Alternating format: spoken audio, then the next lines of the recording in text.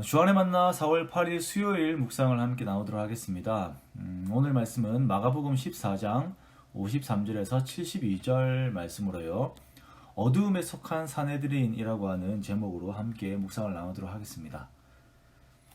우리가 앞에서 빛 되신 예수님과 그 빛을 거부한 어두움에 속한 자들에 대한 말씀을 나누었습니다. 빛과 어둠, 의와 불의에 대한 내용을 함께 보았죠. 예수님께서 고난당하시는 과정들을 보면서 밤에 대한 이미지들이 상당히 많이 등장을 하는데요. 또한 그것들이 직설적으로 표현되는 것들도 많이 있습니다. 요한복음 14장 30절에는 가룟 유다가 예수님에게 떡을 받고 나가는 장면을 말씀하면서 유다가 그 조각을 받고 곧 나가니 밤이러라 라고 말씀하십니다. 이것이 그 시간, 그 때를 말하고자 하는 걸 수도 있지만 빛 되신 예수님을 떠나 어두움 속으로 들어가는 유다의 모습을 또한 표현하는 것입니다. 이러한 어두움의 속성들은 예수님께서 잡히시고 난 이후에도 계속 드러나고 있는데요. 먼저는 예수님에 대한 재판입니다. 유대사회의 최종 의결기관은 사내들인이에요. 사내들인은 모세가 세운 70인 장로들이 그 기원입니다. 예수님 때 역시 70인의 대표가 구성이 되는데요. 바리새인, 사두개인, 서기관, 장로 등으로 구성이 되어 있습니다. 그리고 대제사장이 이 의회의 의장이 됩니다. 사내들인에서 재판이 열리는 시간은 해 뜰 때부터 해 질 때까지입니다. 그리고 안식일에는 재판이 열리지가 않아요. 그런데 예수님께서 잡히시던 때가 금요일 저녁입니다. 해가 졌어요. 유다가 사람들을 부르러 나갔을 때가 이미 밤이었다고 말씀드렸죠. 그런데 이때 재판이 열린 것입니다. 엄밀히 말하면 불법적인 재판입니다. 자, 왜 불법적인 재판이 열리게 되었는가? 법의 기준에서는 예수님께서 걸릴 것이 전혀 없기 때문입니다. 자, 이런 재판에 사내들인에서는 증인들을 모읍니다. 보통은 2명의 증인들을 부르는데 아마도 여기에는 증인들이 여러 명이었던 것 같습니다. 이들의 증언도 서로 일치하지가 않아요. 이렇게 상황들이 정리가 되지 않자 의장인 대제사장이 일어나 예수님께 묻죠. 왜 아무 말이 없느냐? 사람들이 너에게 증거하는 이 증거에 대해 변론을 해보라 라고 이렇게 대제사장이 말합니다. 그러나 예수님은 이에 대해 아무런 대답을 하지 않으세요. 상황이 여기까지 가자 이제 대제사장은 직접적으로 묻습니다. 자, 내가 찬송받을 이의 그리스도냐? 그러자 예수님께서 이에 대해 대답을 하십니다. 내가 그니라 인자가 권능자의 우편에 앉은 것과 하늘 구름을 타고 오는 것을 너희가 보리라 라고 말씀을 하세요. 이 말을 들은 대제사장은 자기의 옷을 찢으며 이 말씀을 사형에 해당하는 죄의 근거로 삼습니다.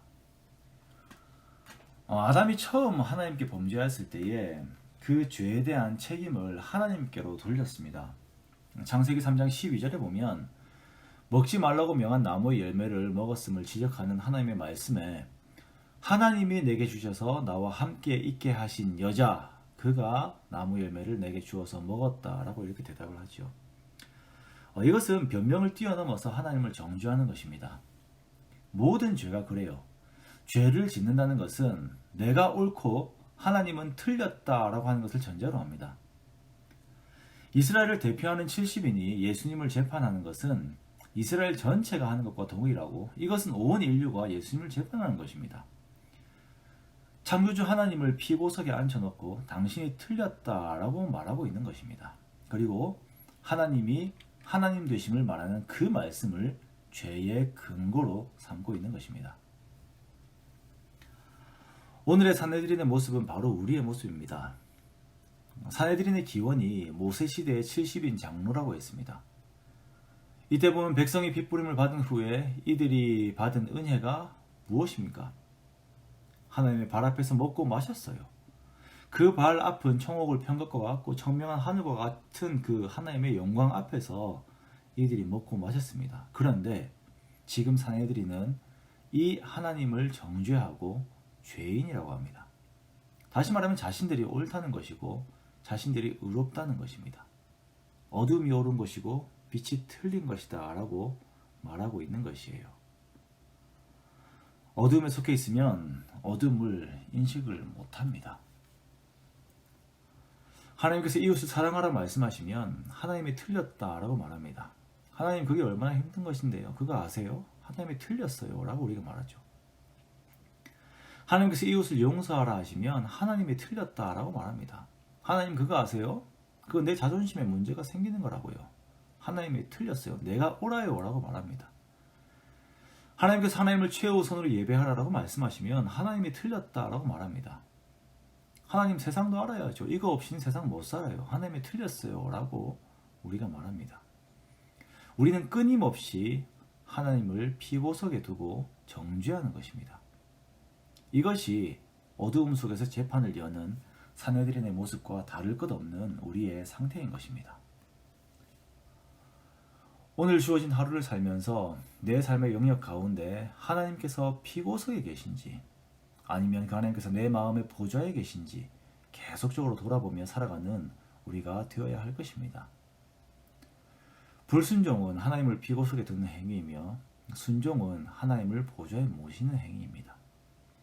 우리가 함께 기도할 때에 정말 성령께서 내 마음을 계속 붙드시고 충만하게 거하심으로 인하여서 내 마음이 하나님 되심을 인정하며 주님께서 고난 가운데서 순종하셨던 것처럼 나도 순종하며 하나님을 높이는 나의 삶이 되게 해달라고 함께 기도하는 우리가 되기 원합니다.